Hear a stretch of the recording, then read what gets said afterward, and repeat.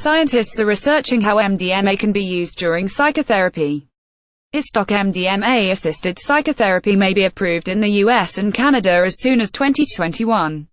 Final round clinical trials are beginning in Vancouver, in the latest chapter of what has been dubbed the Psychedelic Renaissance. Researchers in North America are preparing to launch the third and final stage of trials into whether MDMA, an illegal substance widely associated with club culture under the name Ecstasy, can be safely be used to treat post-traumatic stress disorder (PTSD) in a controlled medical environment.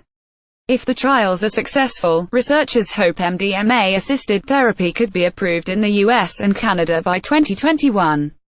Phase 3 will involve 150 participants and cost $26 million, £15 million, Canada's CTV News reported. The trials are being overseen by the Multidisciplinary Association for Psychedelic Studies (MAPS), which has researched the health benefits of psychedelic drugs since the 1980s. We hope to prove that MDMA-assisted psychotherapy is the most effective treatment for PTSD that exists on the planet. Mark Hayden, a public health professor at the University of British Columbia who founded the Canadian arm of MAPS, told CTV News. He explained that traditional PTSD treatment is based around desensitization to the triggers, a process that can take years and has just a 10 to 15% chance of success. In contrast, MDMA-assisted therapy can take 4 months or less, with 2/3 of participants reporting no symptoms after a year, according to a preliminary study. The first trials were so successful that the U.S. Food and Drug Administration (FDA) recognized MDMA as a breakthrough therapy for PTSD in August 2017, giving researchers greater powers to investigate the drug further. But researchers working with MAPS aren't the only academics making leaps forward in understanding how drugs with psychoactive substances could be used in healthcare. This has been called the Psychedelic Renaissance. What is the Psychedelic Renaissance?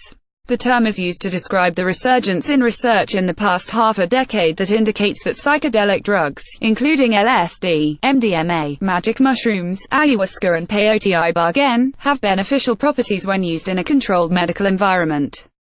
Previous research in the 1950s and 1960s was overshadowed by the public profile of academics, and the subsequent banning of hallucinogens in the U.S., according to science website Massive.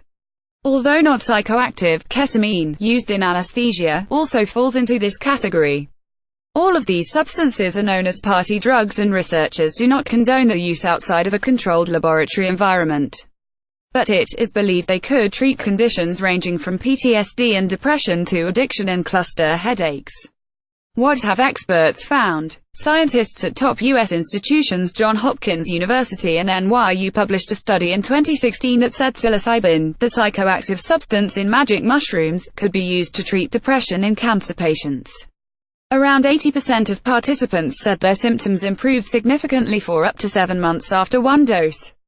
Another study by the Beckley Foundation, a think tank dedicated to researching psychoactive substances and drug policy, suggested that psilocybin can help people with depression who are not responsive to commonly used drugs, with 42% of participants reporting having no symptoms after 3 months of using the substance, The Independent reported.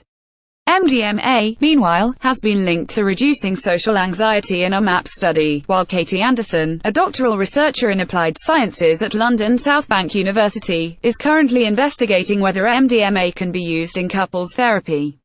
A separate study by the Beckley Foundation used brain imaging to show how the parts of the brain linked to communication are heightened during LSD use.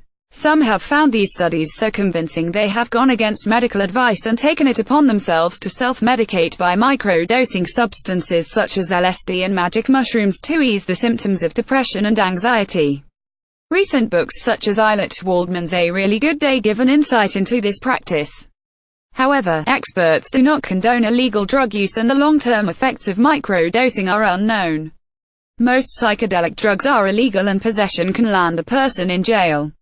Dosing is also highly risky, and drugs are often cut with harmful substances. The stigma surrounding the subject is falling away, and a serious conversation about psychedelics is no longer completely taboo, Amanda Fielding, the executive director of the Beckley Foundation, told The Independent.